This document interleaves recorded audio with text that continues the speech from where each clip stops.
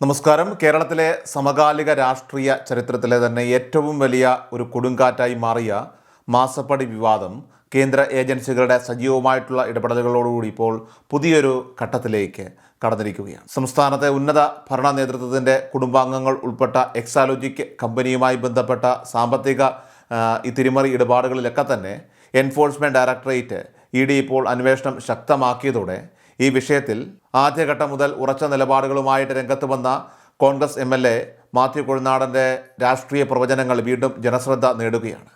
മുഖ്യമന്ത്രിയുടെ മകളും മരുമകനും ഉൾപ്പെടുന്നവർ വരും ദിവസങ്ങളിൽ കടുത്ത നിയമ നടപടികൾ നേരിടേണ്ടി വരുമോ എന്നതിനെക്കുറിച്ചുള്ള ചർച്ചകളാണ് ഇപ്പോൾ രാഷ്ട്രീയ കേന്ദ്രങ്ങളിൽ സജീവമായിട്ട് നടക്കുന്നത്.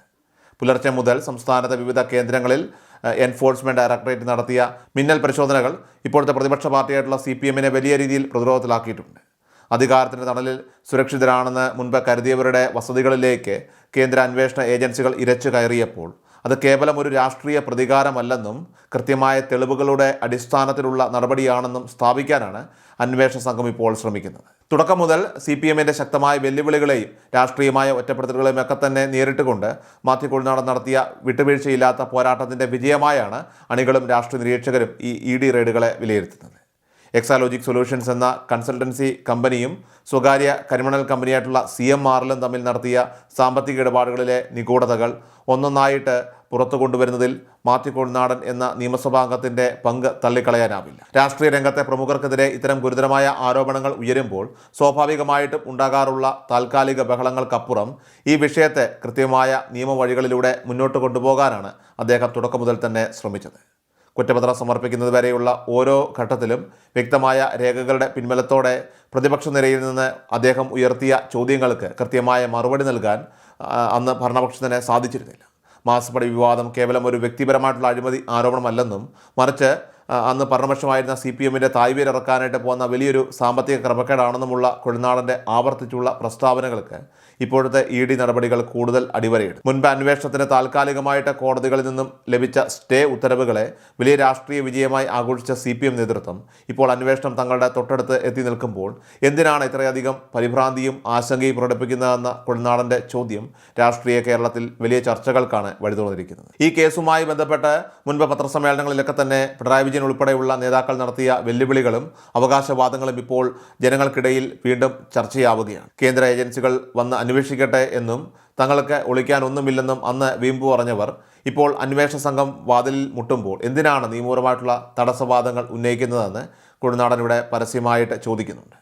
ഈ സാമ്പത്തിക ഇടപാടുകളിലെ പ്രധാന കക്ഷിയായിട്ടുള്ള PV എന്നത് മറ്റാരുമല്ല അന്ന് മുഖ്യമന്ത്രിയായിരുന്ന പിണറായി വിജയൻ തന്നെയാണെന്ന് പൊതുസമൂഹത്തിന് കൃത്യമായി ബോധ്യപ്പെട്ടിട്ടുള്ള കാര്യമാണെന്നും അദ്ദേഹം വ്യക്തമാക്കുന്നു. കേന്ദ്ര ഏജൻസികളുടെ കൃത്യമായിട്ടുള്ള അന്വേഷണത്തിലൂടെ മാത്രമേ ഇതിന് പിന്നിലെ യഥാർത്ഥ കള്ളപ്പണ ഇടപാടുകളും അഴിമതിയുടെ വ്യാപ്തിയും പുറത്തു കൊണ്ടുവരാനായിട്ട് സാധിക്കുകയുള്ളൂ എന്ന നിലപാടിലാണ് ഇപ്പോൾ കോൺഗ്രസ് നേതൃത്വം.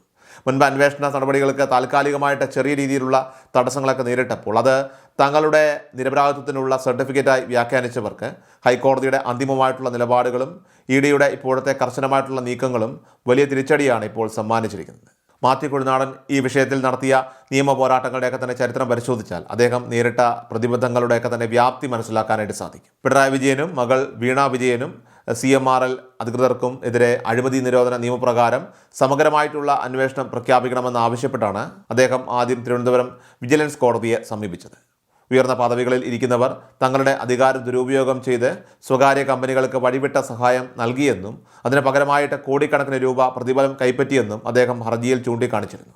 എന്നാൽ ചില സാങ്കേതിക കാരണങ്ങളെയൊക്കെ തന്നെ മുൻനിർത്തിക്കൊണ്ട് വിജിലൻസ് കോടതി ഈ ഹർജി തള്ളുകയാണ് ചെയ്തത്. എന്നാൽ ഈ തിരിച്ചടിയിൽ നിരാശനാകാതെ തൻ്റെ പക്കലുള്ള തെളിവുകളിൽ പൂർണ്ണ വിശ്വാസം അർപ്പിച്ചുകൊണ്ട് ഈ ഉത്തരവിനെതിരെ അദ്ദേഹം കേരള ഹൈക്കോടതിയെ സമീപിക്കുകയാണ് ഉണ്ടായത്. സംസ്ഥാന വിജിലൻസിൻ്റെ ഭാഗത്തുനിന്ന് കൃത്യമായൊരു അന്വേഷണമോ അനുകൂലമായിട്ടുള്ള നടപടികളോ ഉണ്ടാകില്ലെന്ന് ഉറപ്പായതോടെയാണ് അദ്ദേഹം തൻ്റെ പോരാട്ടത്തിൻ്റെ തട്ടകം കേന്ദ്ര ഏജൻസികളിലേക്ക് മാറ്റാനായിട്ട് തീരുമാനിച്ചത്. സംസ്ഥാന ഏജൻസികളുടെയൊക്കെ തന്നെ പരിമിതികളെയും രാഷ്ട്രീയ സ്വാധീനങ്ങളെയും ഒക്കെ തന്നെ മറികടക്കാൻ കള്ളപ്പണ വെളുപ്പിക്കൽ നിരോധന നിയമത്തിൻ്റെ PMLA ആക്ടിന് കർശനമായിട്ടുള്ള വകുപ്പുകൾ പ്രകാരം അന്വേഷണം വേണമെന്ന ആവശ്യമാണ് അദ്ദേഹം പിന്നീട് ഉയർത്തിയത്. ഇതിനായിട്ട് എൻഫോഴ്സ്മെൻറ്റ് ഡയറക്ടറേറ്റിനും കേന്ദ്ര കോർപ്പറേറ്റ് കാര്യ മന്ത്രാലയത്തിനും അദ്ദേഹം കൃത്യമായിട്ടുള്ള തെളിവുകളും സാമ്പത്തിക രേഖകളും സഹിതം വിശദമായിട്ടുള്ള പരാതികൾ നൽകുകയുണ്ടായി. ഭരണമുന്നണിയുടെ ഭാഗത്തുനിന്നും വ്യക്തിപരമായും രാഷ്ട്രീയമായും വലിയ രീതിയിലുള്ള വേട്ടയാടലുകളും വെല്ലുവിളികളും അദ്ദേഹത്തിന് അന്ന് നേരിടേണ്ടി വന്നു.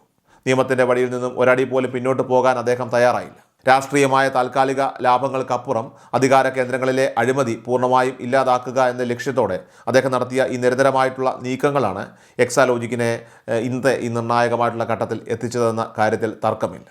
അതുകൊണ്ട് തന്നെ ഈ വിവാദത്തിന് പിന്നിലെ യാഥാർത്ഥ്യങ്ങളൊക്കെ തന്നെ പുറത്തു കൊണ്ടുവരുന്നതിൻ്റെയും അതോടൊപ്പം തന്നെ കേസ് നിയമപരമായിട്ട് ജീവനോടെ നിലനിർത്തിയതിൻ്റെയും ഒക്കെ തന്നെ പൂർണ്ണമായിട്ടുള്ള ക്രെഡിറ്റ് കുഴൽനാടന് അവകാശപ്പെട്ടതാണ്. പൊതുസമൂഹത്തിന് ഇപ്പോഴും പൂർണ്ണമായി അറിയാത്തത്, പുറത്തു വന്നാൽ കേരളക്കര ഒന്നടങ്കം അത്ഭുതപ്പെടുന്നതുമായിട്ടുള്ള അനേകം നിഗൂഢമായിട്ടുള്ള സാമ്പത്തിക വിവരങ്ങൾ ഈ മാസപ്പടി കേസുമായി ബന്ധപ്പെട്ട് ഇനിയും വെളിച്ചം കാണാനുണ്ടെന്നാണ് കുഴൽനാടൻ തൻ്റെ ഏറ്റവും പുതിയ പ്രതികരണത്തിലൂടെ ഇപ്പോൾ സൂചിപ്പിക്കുന്നത്.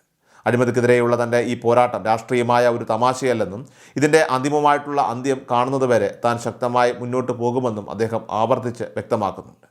നിലവിലെ ഭരണ നേതൃത്വം അധികാരത്തിൽ തുടരുന്ന സമയത്ത് ഒരുപക്ഷെ പൂർണ്ണമായ സത്യങ്ങൾ പുറത്തു കൊണ്ടുവരുന്നതിന് ചില തടസ്സങ്ങൾ ഉണ്ടായേക്കാമെങ്കിൽ പോലും കാലാകാലങ്ങളിൽ സത്യത്തെ മൂടിവയ്ക്കാൻ ആർക്കും സാധ്യമല്ല എന്ന പ്രകൃതി നിയമം അദ്ദേഹം ഇവിടെ ഓർമ്മിപ്പിക്കുകയാണ്. ഏതായാലും വരും ദിവസങ്ങളിൽ കൂടുതൽ ശക്തമായ തെളിവുകളും രേഖകളും പുറത്തു വരുന്നതോടെ കേരള രാഷ്ട്രീയത്തിൽ വലിയ അഴിച്ചുപണികൾ ഉണ്ടാകുമെന്ന സൂചനയാണ് ഈ മാസപ്പടി കേസിലെ ഇപ്പോഴത്തെ അതിവേഗത്തിലുള്ള ഇ ഡി നടപടികളൊക്കെ തന്നെ വ്യക്തമാക്കുന്നത്.